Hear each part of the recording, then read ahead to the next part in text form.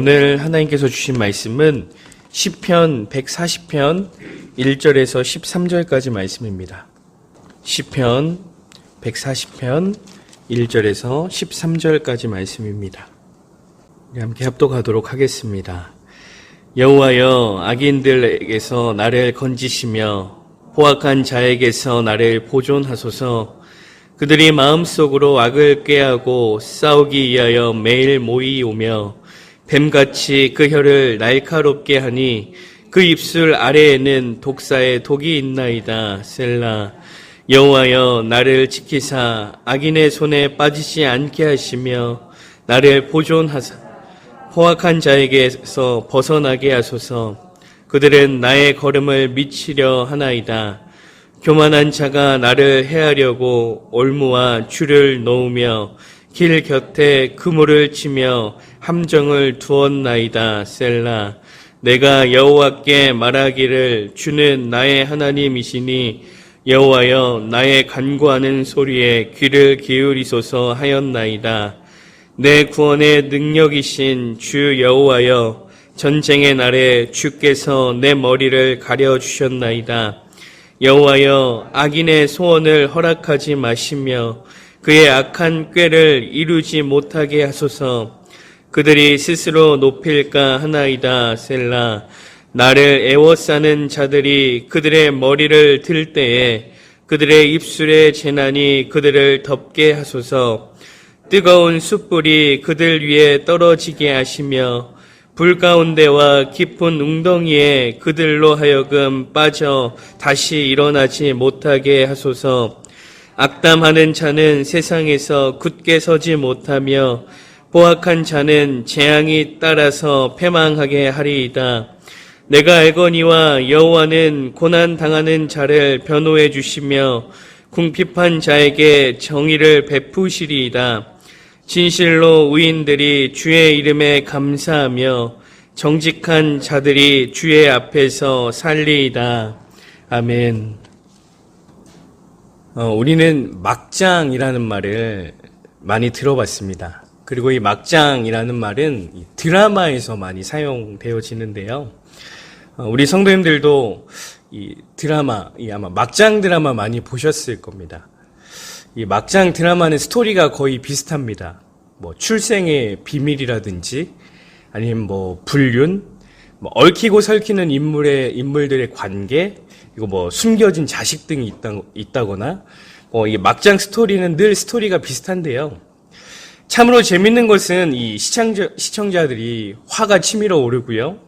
답답함을 느끼고 열이 받아도요. 막장 드라마를 끝까지 본다는 사실입니다. 이러한 드라마가 또 시청률이 굉장히 높습니다. 그렇다면 왜 사람들은 화가 치밀어 오르고 답답하고 열이 받아도 막장 드라마를 계속해서 시청하는 것일까요? 악인의 최후 때문입니다. 막장 스토리의 결론은 어느 정도 정해져 있습니다. 마지막에는 악인이 최후를 맞이하고 주인공의 그 해피엔딩으로 끝난다는 것을 우리가 다 알기 때문에, 그렇기 때문에 이 고구마를 먹은 것처럼 답답해도 그 마지막 결론을 기다리며 끝까지 이 드라마를 시청하는 거죠. 오늘 본문의 시인인 이 다윗 역시도 마찬가지입니다. 다윗은 다 알고 있습니다. 아무리 막장 드라마와 같은 인생의 삶이라 할지라도, 아무리 힘겨운 나날의 연속이라 할지라도 언젠간 자신에게 은혜의 삶이 찾아올 것을 알고 있다는 거예요. 왜 그렇습니까? 결론은 이미 정해져 있기 때문입니다. 하나님의 사람으로 믿음을 굳건하게 지키는 자들에게 주어지는 결론은 정해져 있다는 거예요. 오늘 본문의 시작을 보면 다윗은 악인에게서 자신을 건져주기를 바라는 그런 간절한 마음으로 하나님 앞에 호소합니다. 그리고 다윗의 막장 드라마와 같은 상황이 이어지는 것을 보게 되는데요. 2절에 보면요. 그들이 마음속으로 악을 꾀하여 싸우기 위하여 매일 모이오며, 악인들이 계획을 계속 세우는 겁니다. 다윗과 싸우기 위한 계획을 계속 세우는 거예요. 그런데 이러한 계획을요, 한 번으로 끝이 아니라 매일매일 모이고 있다는 거예요. 한번 성도님들이 한번 생각해 보십시오.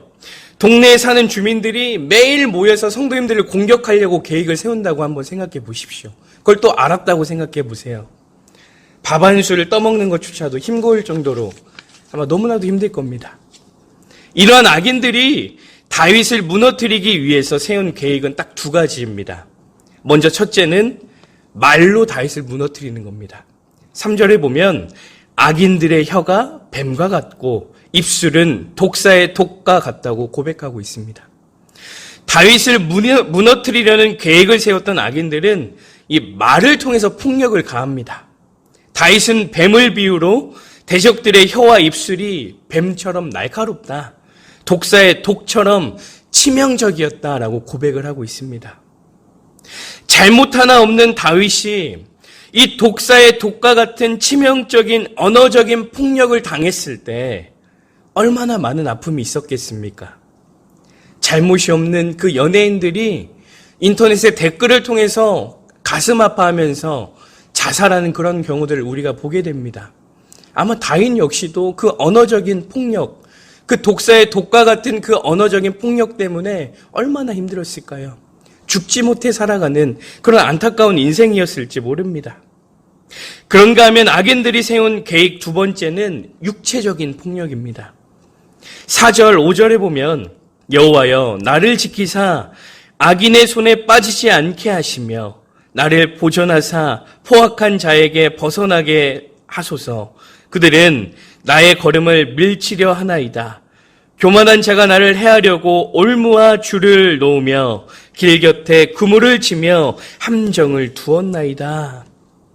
악인들은요, 다윗의 걸음을 밀치고요, 올무와 줄, 그물과 함정은 그 짐승을 잡을 때 사용되어지는 그 방법들인데요. 그런 비유를 통해서 본인이 얼마나 많은 육체적인 고통을 당하고 있는지를 분명하게 말씀하고 있습니다. 이러한 비유를 통해서 악인들이 다윗을 잡기 위해 혈안이 되었다는 것을 알 수 있는데요. 악인들에게 계속해서 쫓김을 당해야 하는 다윗, 육체적으로 굉장한 고난 중에 있음을 우리가 또 보게 됩니다. 이처럼 다윗은 입술을 통한 고난뿐만이 아니라 이 육체적인 고난이 찾아왔다는 것을 볼 수 있습니다. 그리고 굉장히 급박한 상황 속에 있다는 것도 우리가 본문을 통해서 볼 수 있습니다. 이러한 처절한 상황 속에서 다윗은 하나님께 소망을 두는 것을 보게 되는데요. 6절에 보면 다윗은 이렇게 고백합니다. 주는 나의 하나님이시니 라고 고백을 합니다. 자신의 간구에 귀를 기울여 달라고 호소하는 것이죠. 다윗이 하나님께 소망을 두는 이유는 여기에 있습니다. 하나님이 나의 하나님이시기 때문에. 사랑하는 행복한 교회 성도 여러분, 다윗의 이러한 고백이 우리 성도님들의 고백이 되었으면 좋겠습니다. 하나님은 나의 하나님이시다. 이러한 소망의 고백 가운데 천만인이 애워싸는 문제가 있다 할지라도 우리를 붙들고 계시는 하나님의 은혜와 능력을 경험하게 될 줄 믿습니다. 말씀을 쭉 살펴보니까요, 다윗은 이러한 소망의 고백으로 끝나지 않더라고요. 다윗은 확신을 넘어서요, 결론을 맺어버립니다. 그저 하나님께 소망을 두는 것으로 끝을 맺는 것이 아니라 하나님께서는 해결해 주셨다라는 결론으로 이 시를 고백하고 결론을 맺습니다. 12절 13절 말씀을 보면 내가 알거니와 여호와는 고난당하는 자를 변호해 주시며 궁핍한 자에게 정의를 베푸시리이다. 진실로 의인들이 주의 이름에 감사하며 정직한 자들이 주의 앞에서 살리이다. 이 13절 말씀을 우리말 성경으로 보면 이렇게 번역이 되어 있는데요. 분명 의인들은 주의 이름에 감사를 드리고 정직한 사람들은 주 앞에서 살 것입니다. 하나님께서 고난당하는 자를 변호해 주시고 궁핍한 자에게 정의를 베푸시는 것뿐만이 아니라 하나님 앞에 정직한 자는 주 앞에서 살게 된다라고 고백합니다. 다윗은 결론을 이미 내려버렸습니다. 하나님 앞에 정직한 자는 주 앞에서 살게 된다. 어떤 문제가 직면해도 악인들이 자신을 언어적으로나 육체적으로 공격을 하고 자신이 위험에 노출되어 있다 할지라도 하나님 앞에 믿음으로 선 자들은 하나님께서 살리신다라는 분명한 결론을 다윗은 가지고 있었다는 겁니다.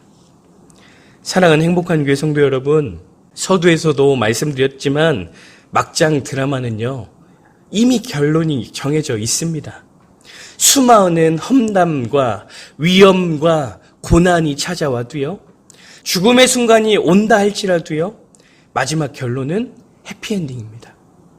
그런데 그리스도인들도 마찬가지라는 겁니다.